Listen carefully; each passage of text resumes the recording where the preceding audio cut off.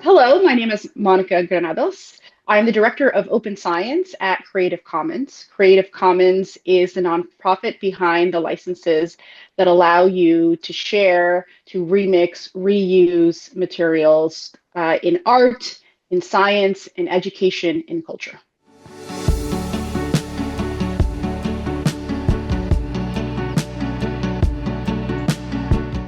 Yeah, that's a great question for Creative Commons. Intellectual property is a really important part of Creative Commons because the licenses work on top of copyright.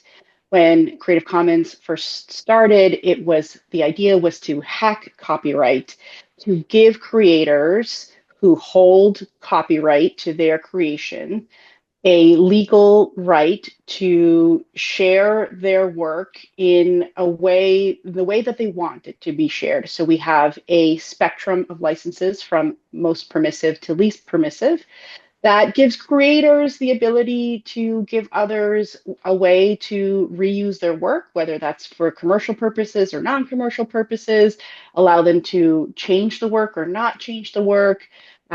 There's also provisions for using the same license or using a different license. And so the idea behind Creative Commons is really the foundational IP is foundational to the licenses.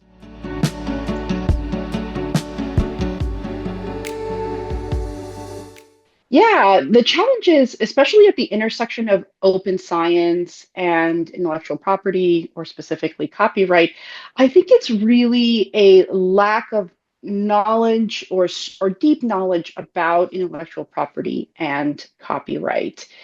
Even if you have a good background on open science, intellectual property, copyright is not often a topic that's discussed. And so I think it's difficult to understand what something like a license, what having copyright enables you to do as a creator in terms of allowing your work to be shared if you don't understand copyright. And so I think having a better understanding of copyright, having perhaps mechanisms to teach about copyright, whether that is in graduate training or when you're an early career researcher, I think would be very beneficial just to knowledge production.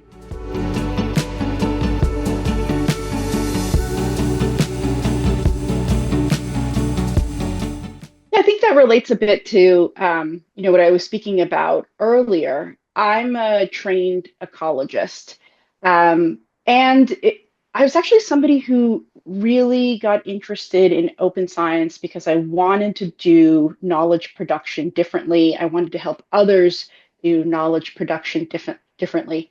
And even though I was in the field of open science for nearly 10 years, I still had a very weak understanding of copyright and intellectual property. So even though I had gotten training in reproducibility, in open access, the different types of open access, in different types of research outputs, intellectual property was really not a piece that was covered in my open science training. And I think that has to be a fundamental piece of open science training, of science training, or whether that's social sciences or humanities or natural sciences.